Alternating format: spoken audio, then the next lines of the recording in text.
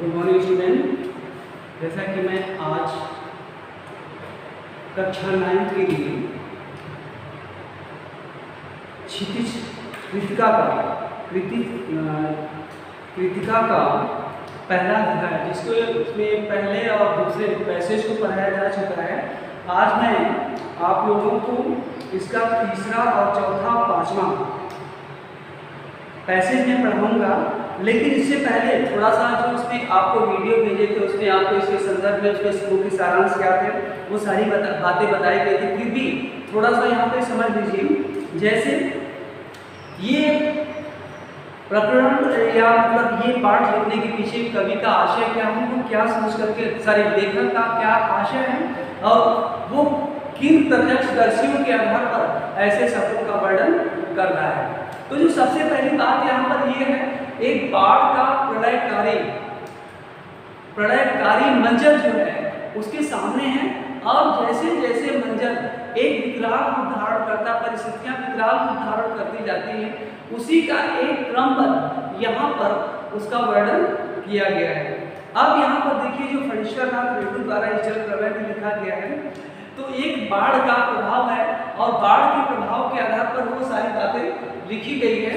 और जैसे जैसी परिस्थिति है, जैसे जैसे मतलब वहाँ की परिवेश है, उन सारी परिस्थिति और परिवेश को बहुत अच्छे ढंग से यहाँ पर वर्णन किया गया है। तो देखिए, मेरा गांव ऐसे इलाके में है जहाँ हर साल पश्चिम, पूर्व और दक्षिण की कोसी, पनार, महानंदा और गंगा की बाढ़ से पीड़ित प्राणियों के समूह आकर पनाह लेते हैं। कहने का मतलब कि ये ऐसे जगह बसे हुए हैं जो इसमें 4-5 नदियों के नाम लिए गए हैं। अगर उनमें बाढ़ आ जाती है तो उनके गांव में आकर के, चूंकि उनके गांव उनका जो गांव बसा हुआ है बहुत ऊंचाई पर बसा हुआ है, तो अगर उस क्षेत्र में कहीं बाढ़ आ जाती है तो उसी गांव में जा करके उस उनके लेखक के क्षेत्र में जाकर के रहने लगते हैं।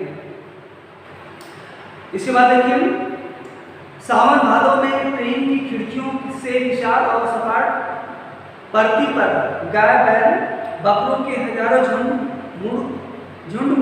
देखकर ही लोग बाढ़ की विविधता का अंदाजा लगाते हैं। कहने का मतलब कि जो हजारों फीट में वो जमीन फैली हुई है जहाँ पर ये रहते हैं, वहाँ पर गायों की झुंड और गाय भैंस बैलों की झुंड को देख करके कोई भी अंदाजा लगा सकता है कि जहाँ से ये लोग आए हैं वहाँ पर बाढ़ की स्थिति क्या रही होगी या क्या है। इसका मतलब भयानकता की वजह से वो अपना गांव छोड़ करके, अपना घर छोड़ करके दूसरे स्थान पर आकर के बस गए हैं। अब अगला बताया जा रहा है, परती क्षेत्र में जन्म लेने के कारण अपने गांव के अधिकांश लोगों की तरह मैं भी तैरना नहीं जानता था। अब कहने का मतलब नाव जहाँ पर नदी होती है, ठीक है, वहाँ पर लोग तैरना जानते हैं, लेकिन जहाँ पर बिल्कुल सपाट, बिल्कुल प्लेन मैदान ही है, जहाँ पर नदी या नाले वगैरह कुछ भी नहीं है, तो वहाँ तैरना कैसे कोई जानेगा, नहीं जान पाएगा। तो कहने का मतलब इस कारण ये तैरना नहीं जानते थे। किंतु 10 वर्ष की उम्र से पिछले 1 साल तक बॉय स्काउट, स्वयंसेवक, राजनीतिक कार्यकर्ताओं अथवा रिलीवर की हैसियत से बाढ़ पीड़ित क्षेत्रों में काम करता हूँ और लिखने की बात, और जहाँ तक इसके संदर्भ में मुझे जानने की बात कहाँ से नहीं आई। जैसे कोई बाढ़ पीड़ित आ जाती है, बाढ़ आ जाती है, तो उसमें मैं एक बॉय स्काउट के रूप में, स्वयं सेवक के रूप में, एक राजनीतिक कार्यकर्ता के रूप में, एक सहायक के रूप में मैं जाकर के उनकी सहायता करता हूँ, और उनकी सहायता करने के पीछे जो प्रेरणा मुझे लिखने की मिली है, इसी वजह से ये प्रेरणा मिली है और मैं इसको लिख रहा हूँ, इस पाठ को लिख रहा हूँ। हाई स्कूल में बाढ़ पर लेख लिखकर प्रथम पुरस्कार पाने से लेकर धर्मयुग में कथा दशक के अंतर्गत बाढ़ की पुरानी कहानी को नए पाठ के साथ प्रस्तुत कर चुका हूँ। जयगंगा 1947 में, डायन कोसी 1948 में, हड्डियों का पुल 1948 में आदि छोटी रिपोर्ट आजम के अलावा मेरे कई उपन्यास भी बाढ़ की विनाश लीलाओं के अनेक चित्र अंकित हुए हैं। कहने का मतलब कि जो भी रचनाएं हैं, जैसी भी रचनाएं हुई, जैसे इसमें पहली रचना है जयगंगा है, दूसरी एक डायन कोसी, तीसरी हड्डियों का पुल, ऐसे कुछ रचनाएं हुई हैं जो कि एक बाढ़ को आधारित मान करके ही लिखी गई है, क्योंकि हर साल बाढ़ आती है तो कोई न कोई प्रभाव लोग आकर जाकर के उनके गांव के पास रहते हैं, और रहने का मतलब जो प्रभाव होता है उसी के आधार पर इन्होंने अपनी लेखन शुरू कर दी है। इसके बाद देखिए, किंतु गांव में रहते हुए बाढ़ से गिरने, बहने, धंसने और भोगने का अनुभव कभी नहीं हुआ। कहने का मतलब कि इन्होंने तो वो परिस्थिति देखा है, वो परिस्थिति देखा कि बाढ़ आती है, कितनी बाढ़ की भयानक स्थिति होती है, उसमें लोग कितना परेशान होते हैं, क्या क्या कठिनाइयों का सामना करते हैं, ये सब तो देखा है।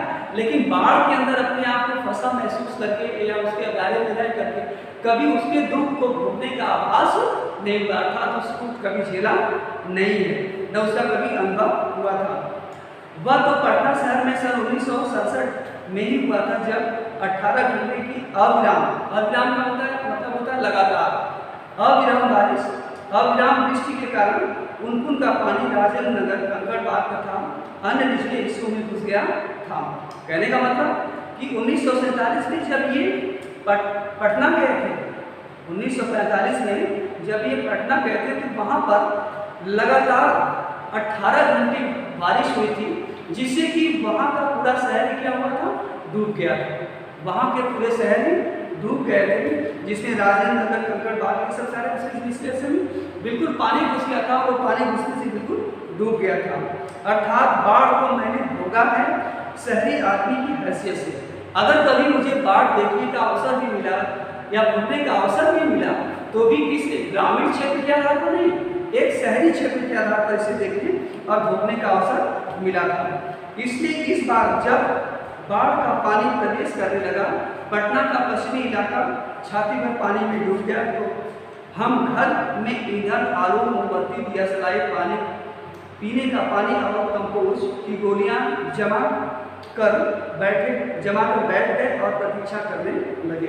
कहने का मतलब बाढ़ की भयानक स्थिति को देखने के बाद जब इन्होंने देखा कि बाढ़ से हम गिरने वाले हैं, तो जो एक व्यक्ति की मौलिक आवश्यकताएं होती हैं, उन लोगों ने उसको इकट्ठा करने लगे कि इसके लिए हमें बाहर न जाना पड़े, न जाना पड़े, और वैसे ही करके उन सब सारी चीज़ों को इकट्ठा करके वो घर में बैठ जाते हैं।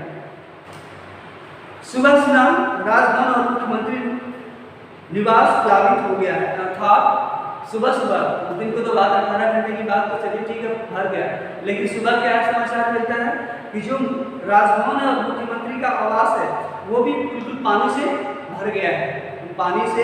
भर गया है। दोपहर में सूचना मिली कि गोलघर जल से घिर गया है, और इसके बाद दोपहर में क्या सूचना मिलती है कि जो गोलघर है, शहर का मुख्य भाग है, वो भी क्या है, जल से बिल्कुल गिर गया है। यूं सूचना बंगला में इस वाक्य में मिली थी, जानो गोलघर डूबे गए छे।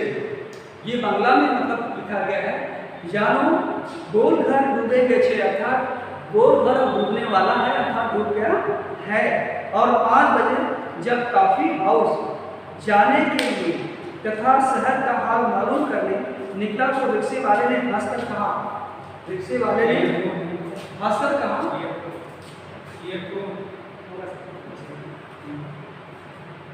कहा, अब कहाँ जाइएगा, कॉफी हाउस को अबले पानी आ गया होगा, अब तक कुछ ऐसे शब्दावलियों का भी प्रयोग किया गया, बिल्कुल ठेठ भाषा के रूप में है।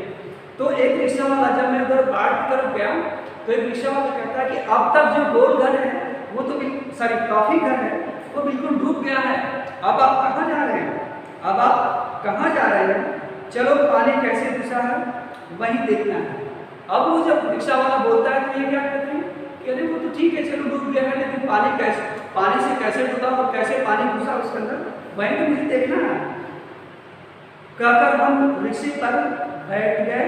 साथ में नई कविता के एक विशेषज्ञ विख्याता आचार्य कवि मित्र थे, जो मेरा अनर्गल गद्यमय सुकृति से कभी बोर नहीं होने देते। धन्य है।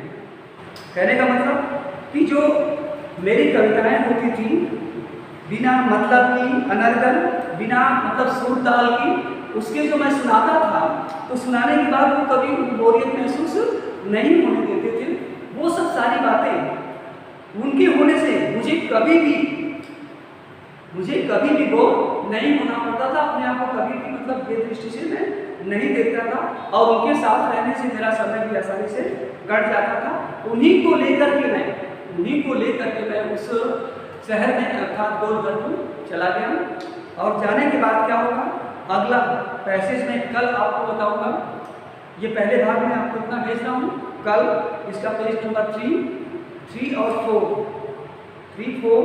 और 3-4 तक पढ़ाऊंगा। तब तक इसके आशय जितना भी पढ़ाया गया है, इसके आशय सभी लोग को लेकर के भेजना है। धन्यवाद।